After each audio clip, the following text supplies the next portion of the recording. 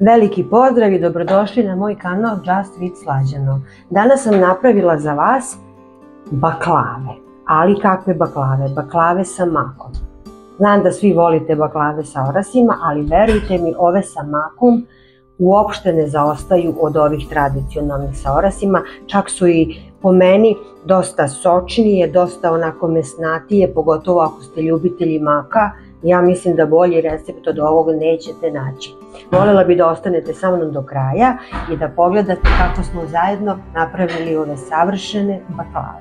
Zapišite odmah sastojke. Znači ja ovde imam pola kile gotovih kora, svežih gotovih kora, 250 g mlevenog maka, 2 vanilj šećera i 1 prašak za pecivo, 2 decilitra, jedna čaša od 2 decilitra šećera, 2 decilitra ulja, 2 decilitra jogurta, kiselog mleka ili kisele pavlake, 5 jaja, ovdje ćemo imati 1 limun, 400 ml vode i 400 g šećera. To će nam ići za kraj kao za slatki preliv.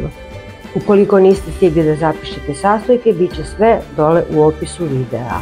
Možemo da krenemo sa izradom. Za početak ovih 5 jaja ovako razbit ćemo u činiju. Pravimo znači osnovnu kremu za kore. U ova jaja odmah dodajete šećer. Ja ću dodati 2 vanilj šećera, a vi ukoliko želite jaču aromu vanila možete 3-4.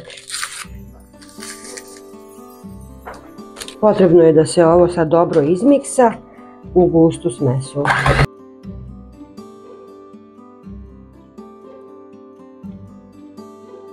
I sad u ovu smesu dodajemo redom prvo jogurt, zatim ulje, rekla sam, pomenula sam i taj 1 prašak za pecivo, malo da dobijemo čisto da nam nadođu kore, tako, zato što ne ide brašno nikako, jeli? I sada na kraju dodajemo postepeno ovaj mleveni mak.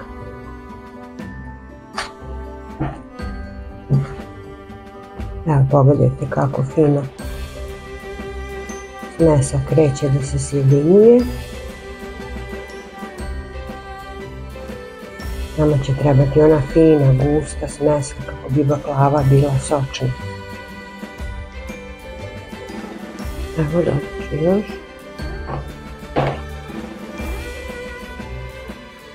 Mak naravno sameljete i gledajte ako možete da kupite na pijaci od dobrog prodavca kojeg poznajete dobar mak. Nekad ovi iz prodavnice po ovim lokalnim radnjama znaju da budu gorki.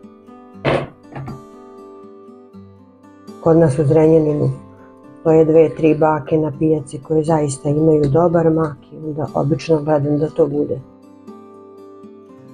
I evo ovako, dobila sam znači finu smesu, pogledajte. Znači dovoljno je i kremasta, dovoljno je vlažna, dovoljno je masna.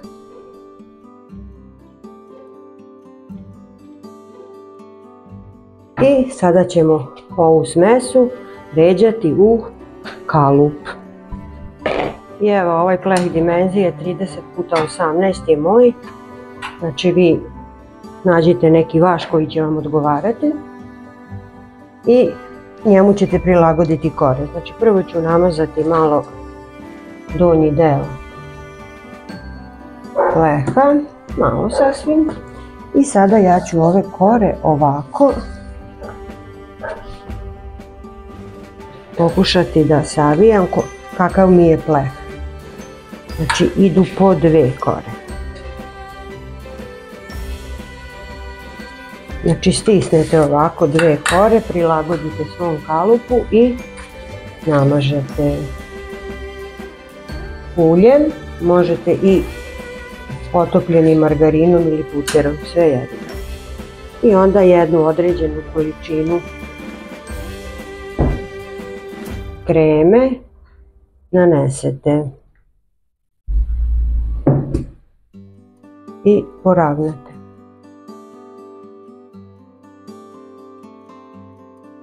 Znači evo, kao vidjeli ste, ja sam po 2 kore stavljala i savijala ih. Ja ću po 2, kao što vidite.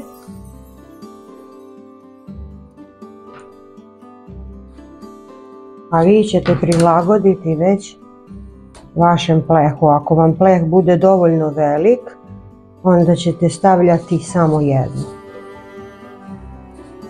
Što je naravno i logično. Eto, ja ću ovako. I obavezno svaki put ćemo ovako premazati.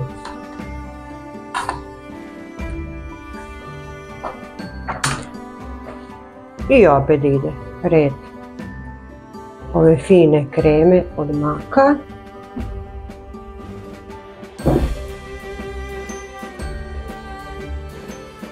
Pa se premaže. I tako radite sve dok ne utrošite naravno sve kore i svu ovu finu kremu od maka.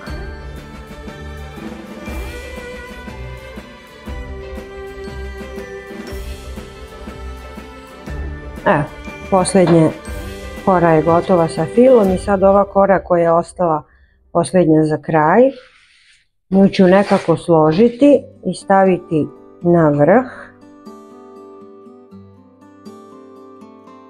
Evo ovako. Da mi se uklopi.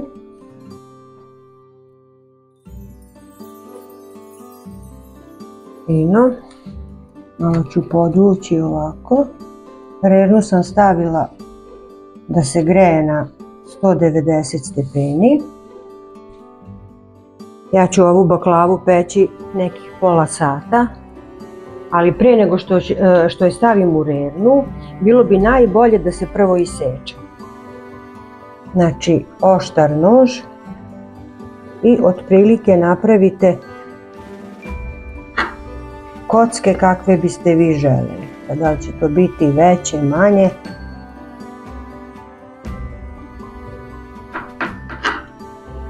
Gledajte, da bude baš oštar nož.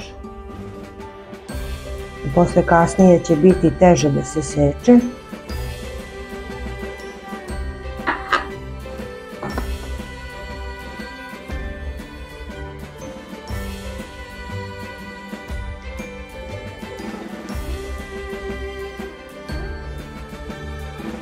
I pred sam kraj premažite baklavice.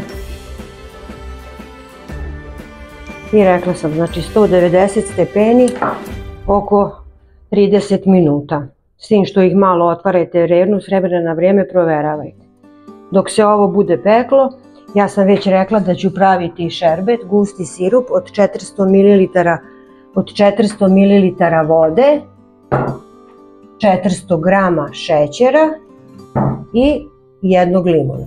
I to ću kuvati nekih 10 minuta kako bi dobila gust sirup s kojim ću preliti prohlađenu baklavu.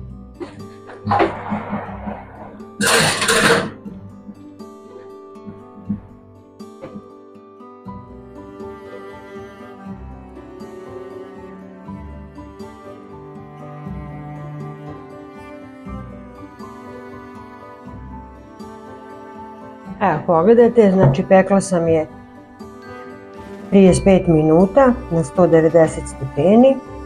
Prešla sam još jednom nožem kako bi one naznake još više označila i sada toplu baklavu prelivamo sa ovim, tako reći, hladnim sirupom. Znači, sjećate da sam ovdje pričala da ide 400 g šećera i 400 ml vode koji su se prokuvali nekih 10 minuta. I onda ste nasekli limun i stavite čisto malo da se on dobije onaj fini šmek lepog onog sirupa. I sada ću ja preliti polagano ove baklavice.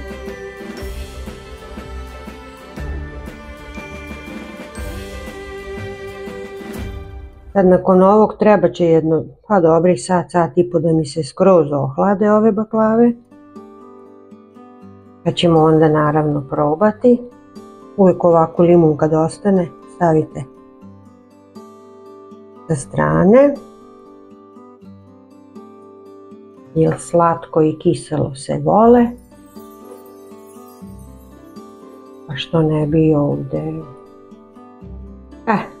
Tako bi to izgledalo. I sad strpljenje, kao što sam rekla, sat i po, pa degustiramo. Evo, došla sam do samog kraja, pogledajte. Ja sam ih isekla, servirala i naravno, kao i što već znate, bio bi red da ih i probamo. Evo one izbliza, meni su još mlake, znači nisu skroz ohlađene. One ovako izgledaju, pogledajte koliko je to meko, kremasto, zaista. Moji su već pojeli jedan veliki deo. Ja ću za vas samo ovaj deo mali da probam.